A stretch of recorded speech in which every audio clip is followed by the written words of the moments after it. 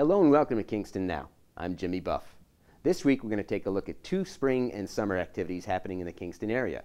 One is a farmer's market that takes place Saturdays beginning Memorial Day, and the other is the Great River Tours offered by the Rip Van Winkle. Joining us now is Sandy Henne, owner of Hudson River Cruises, which owns the Rip Van Winkle. Hi, Sandy. How are you?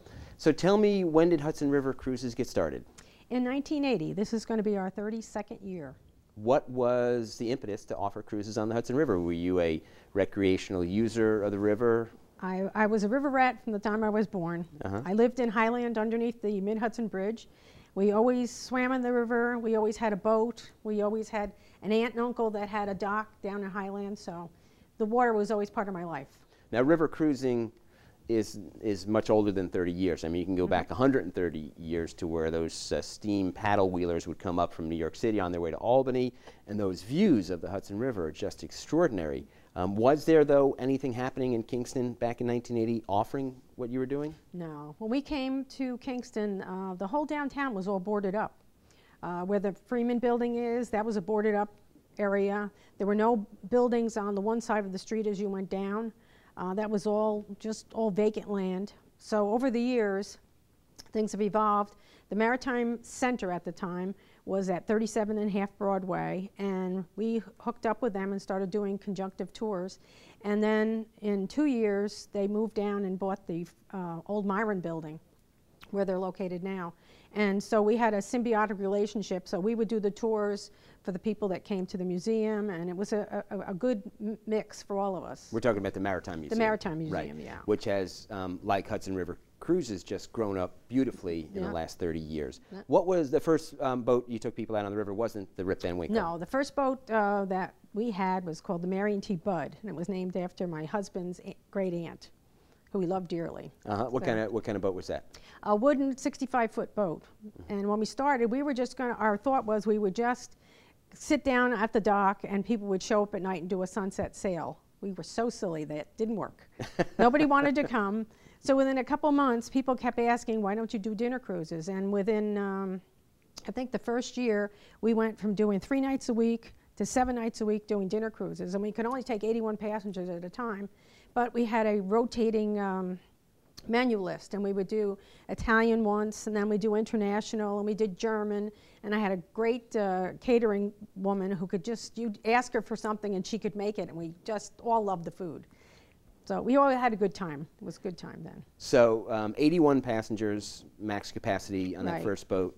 I had that for 5 years, and then we went and bought the big Rip Van Winkle. And that holds a bit more than 81? Yes, 300. 300. Right. How long, is it long? Do you talk about? Yeah, it's 125 feet long, double-deck steel. And, I mean, she's an impressive boat sitting down there on the Rondout.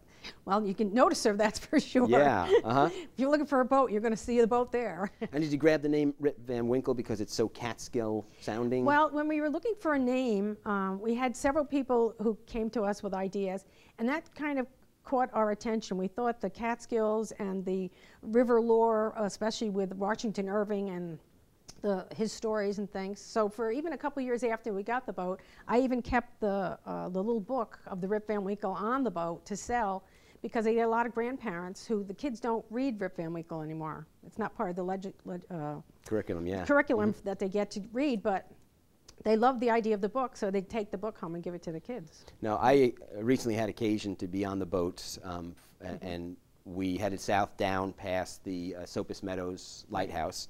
And as we turned around, what we saw was this stunning view of the Catskill Mountains. Yes. The view not far south of there that Henry Hudson saw for the first time back in 1609.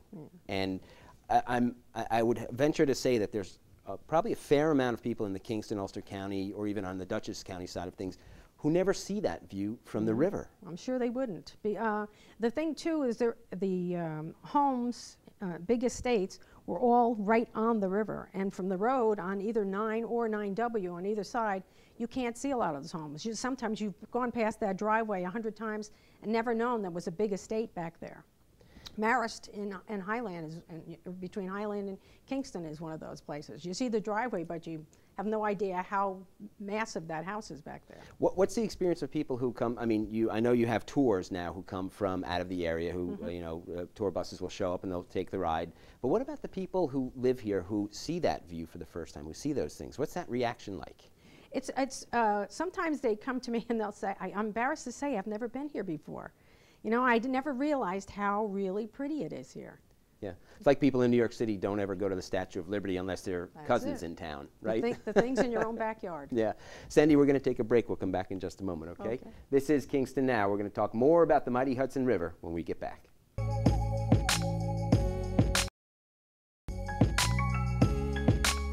Welcome back to Kingston Now. This week we're talking about cruising on the mighty Hudson River with Sandy Henne, owner of Hudson River Cruises.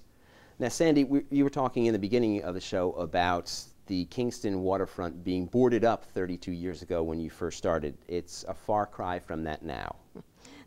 Now on the weekends it's hard to find a parking space. Which is good. It's a wonderful thing. Yeah, but a lot of effort has gone into revitalizing the waterfront. How are you guys involved in that process? Well, we've formed a little marketing group of our own that we have downtown and we've worked on the last couple of years. We have several restaurants in the area. Within a block of us, I think there are 5 restaurants that have all different kinds of food, all kinds of different menus, do a variety of things. So there's lots to do down there. Besides the Trolley Museum, the Maritime Museum, with the restaurants and the visitor center, I mean, you could spend the whole day down there and not have to leave the area. Now, are people, when they're coming in to see the waterfront or visiting the area and checking things out, are they able just to walk up the boat and look at the schedule and get on that day, or are reservations required? No, most people, that's what they do. We open the ticket booth an hour ahead of time, and if it's a nice day and you decide you want to come, or you just happen down on the waterfront, you can come in and buy a ticket and get on board. There's a snack bar and a beverage bar, so we can take care of everything. What is the typical length of a cruise? How long? 2 hours. You're out for 2 hours? Yeah. And in the middle of the summer, we do 2 trips a day, one at 11:30 and one at 2:30. And where are you heading? South, north? South. We always turn around near the Hyde Park, near the Vanderbilt Mansion. And the trips are narrated. The captain does a great narration. So there's history of the area involved as well? Yeah. That's some days we see eagles. Well, what of the wildlife? Or you see eagles? Oh, yes. Once in a while there's a seal there. One year we saw a bear swimming across the river. Wow. I mean, those are things you don't normally think about, but yeah, well, yeah, I mean, and again, if you're not in that position, you know, in that aspect of wildlife, you're not going to see that stuff. Yes. Yeah. So what is the schedule for the summer season? We start this Saturday and go right on to the end of October. In the middle of the summer, we do 2 trips a day in July and August, and then in the fall, we go back to a 2:30 trip. What do you do in the off season? You'd be surprised how long it takes to get everything together. We usually give ourselves like a month and a half where we're really in downtime, but we also have another little boat, the water taxi, that runs back and forth to Rhinebeck. So this year that's devoted most of our time because we had to do a lot of work on that. Now, are you picking up people who take the Amtrak up to Rhinecliff in that area and ferrying them to the side of the river and back? Yes, some of that, and then we're picking up people that come over here and meet relatives over here that they have. You know, it's amazing. You don't think about all the things people do. People come and bring their bikes and decide they're going to ride the Dutchess County trails or get their bike down to Rhinecliff and then come over here and bike. Did you ever think you'd end up as a sailor? Because essentially you're a sailor, you're a boat captain, you're a boat owner. Well, I'm not the captain. I've got 4 other captains that do that. Oh, that's right. Your shirt says crew, not captain. Yeah, I'm the crew, yes. I'm usually at the bar making daiquiris. That's my claim to fame. So 32 years on, are you surprised that it's going the way it is? Yeah, it's going so fast. It's hard to believe how fast it's gone. And what does the future hold for the Rip Van Winkle and Hudson River Cruises? Any more expansion? Any more boats involved? You think? I don't think I did get another boat at this time because of the economy. I think I would be happy with what I have. But now with the growth that's happening down on the waterfront, with the Clearwater coming into Kingston, I think we'll do some combination tickets and things back and forth. Well, they may do some educational stuff with us as well. So I think that'll make it grow. And you also do out of the area marketing. For instance, I saw some marketing for the Rip Van Winkle on a thruway exit down in Orange County, which is, I mean, the business owners down on the waterfront must be thrilled when people come in to take the boat. If you see the license plates of the cars on the weekends, you'll know how far away some of these people come. We do a lot of marketing in New Jersey and Fairfield, Connecticut. There's like a 100-mile radius. I do some TV down there as well as radio. So. And I know school is out for most of your season, but are school trips part of what you guys do? We are starting school trips this next week. We've got one small one in the beginning, and then after that we have 8 large. You should do a reading of Rip Van Winkle. It's not that long a story, and if you got school kids there, right. It could be part of your curriculum. Yes. Sandy, thanks for coming on today. You're welcome. Thank you. This is Kingston Now, and next we're going to head to the farmers market. Stay tuned.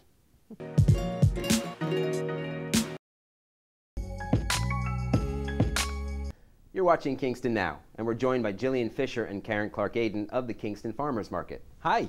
Welcome. How are you? Thank you. I love the farmers market. It's great, isn't it? Oh, it's incredible. It's one of my favorite things. Memorial Day weekend, it starts. It's Kicks just off. Saturdays are just all about getting up and going to the farmers market. Karen, when did it start? Well, the farmers market started roughly 13 years ago. I was then president of the Kingston Uptown Business Association, and we would have an annual food festival.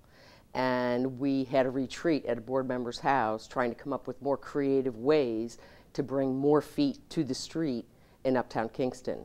So we took the funding that we used to utilize for the food festival, and that was the seed money for the farmers market to go on every Saturday through the season of Memorial Day, through Labor Day. What were those early farmers markets like? Now, for people who aren't familiar, it takes place on Wall Street between North Front and John. Correct. And the street is closed off. The street is closed to traffic, yes. And now the farmers market is fully realized. It's in the mid-season. There are vendors on either side, literally hundreds, maybe thousands of people.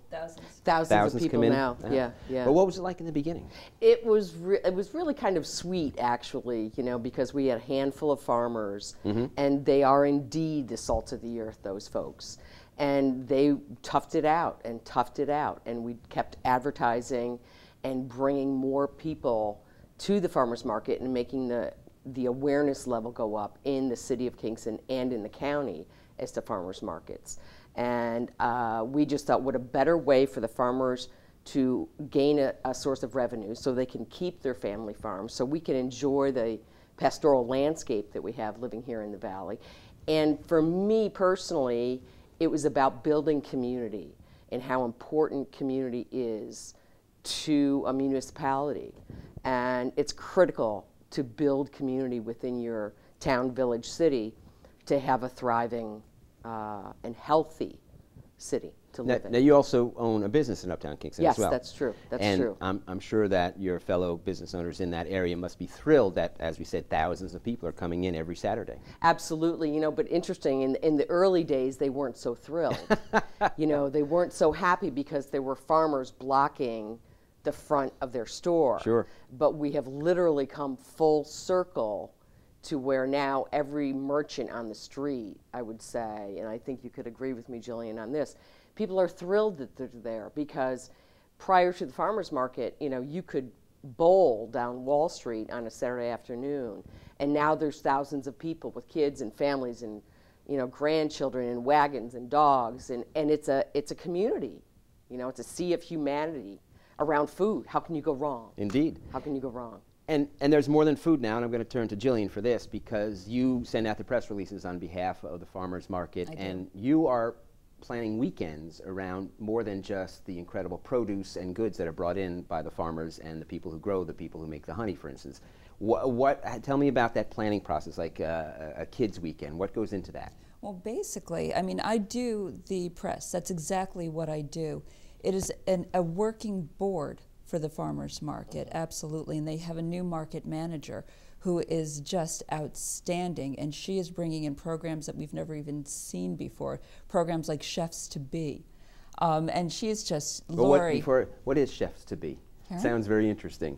It's chefs to be, up-and-coming chefs, or people who would want to be a chef, and alongside a chef's demo, and you know, to expose people to other careers and other possibilities and where they could go.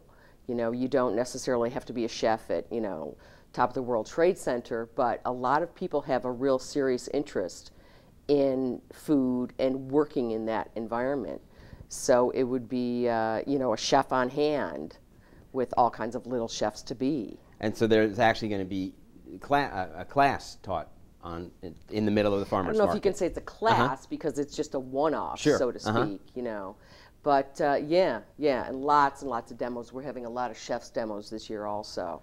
That must make your job a bit easier, Jillian, to have something great to put out on a week-to-week basis. It certainly does, because it allows me to really put meat, for lack of a better word, into the press releases I send, because there's so much going on. We have Crafts on John Street, as you know, and it's the first and third Saturdays, and that showcases the work of local artisans, which is amazing. One of the things that's great about the Kingston Farmers Market is if it's at the market, it's truly local. And that's, you know, you can go into other stores and they can say it's local, but they can get piecemeal things from other places. But at the Kingston Farmers Market, if it's there, it is truly local. Great. Well, I want to hear about what else you've got planned for the summer, but we're going to take a quick break, okay? Great. This is Kingston Now, more Farmers Market when we return.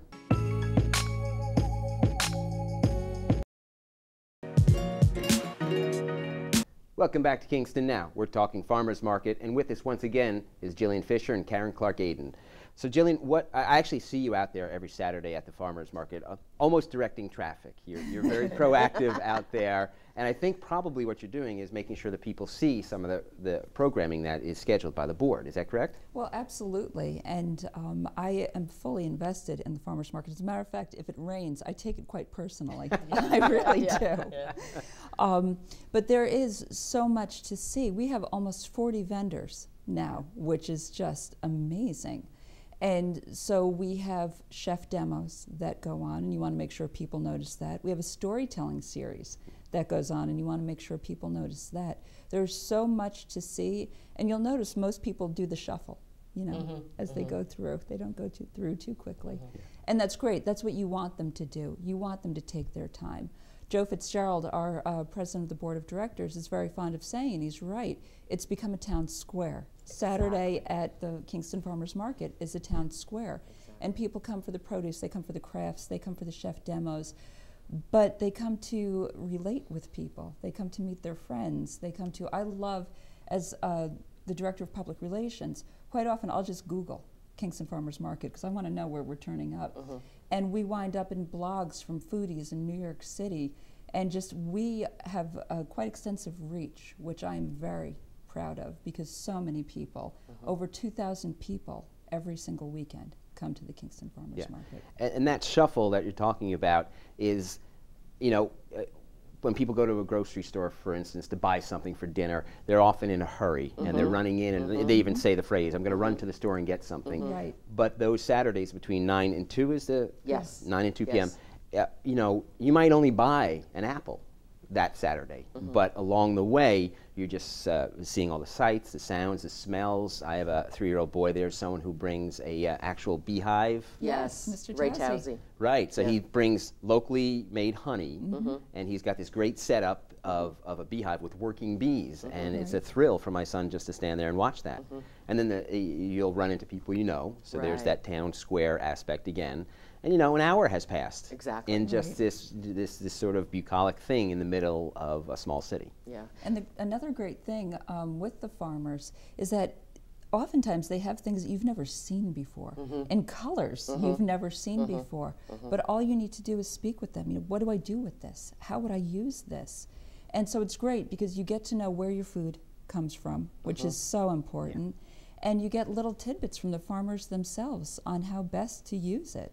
The farmers are always very, very willing to educate and inform. And there's many customers of the market that have formed relationships and friendships with the farmers, you know. And the Kingston Farmers Market in particular is a much sought after market if you are a farmer. Like Jillian mentioned, we are at capacity, and there's talk now of do we need to open up another block, so to speak, because it's a perfect setting. It's right near the thruway. There's shade. There's places to sit down, and it just, again, it builds this great community, this bucolic community, every Saturday. You know, Memorial Day through Thanksgiving. It's wonderful. So Karen, from the beginnings to now, are you able to step back and see it sort of as a whole and just say, "Wow, this is Or did you even envision something like this happening? I didn't. I hoped it would. I hoped it would. In the early days, you know, it was just like 3 or 4 people doing everything, and you know, 6 o'clock on a Saturday morning, I'm out at the throughway circle putting the signs for the Kingston Farmers Market directionals, you know, and it's truly wonderful through a group of community-minded people and dedicated, committed folks over the years have kept it going. You know, and it's really flowered, and it's a thing of beauty. It's one of the best things that has ever happened to the city of Kingston, I believe. And I think that's a universal feeling from everyone who from city government to people who live here.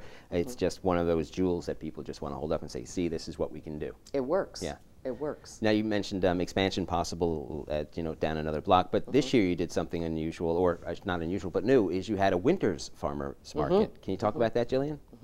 Well, it was great. It was 2 years in the making, and we were so happy to partner with the Old Dutch Church because there's so much history there, and I personally feel that any attention that we can bring to them, I am grateful for, because they are such an incredible place that people should know about. Well, we're looking forward to another great summer season at the farmers market. We hope to see you there opening day, May 26th. I'll be there. Great. Thanks for coming. Thank you. That's it for this week's show. We'd also like to thank Sandy Henne of Hudson River Cruises. To find out more about river tours and when the Rip Van Winkle sails, go to hudsonrivercruises.com. And to find out more about the Kingston Farmers Market, go to kingstonfarmersmarket.org. Remember, all our shows are now archived on our YouTube channel, and you can find the link on our Facebook page. You can also suggest topics for future shows on Facebook. For Kingston Now, I'm Jimmy Buff. We'll see you next time.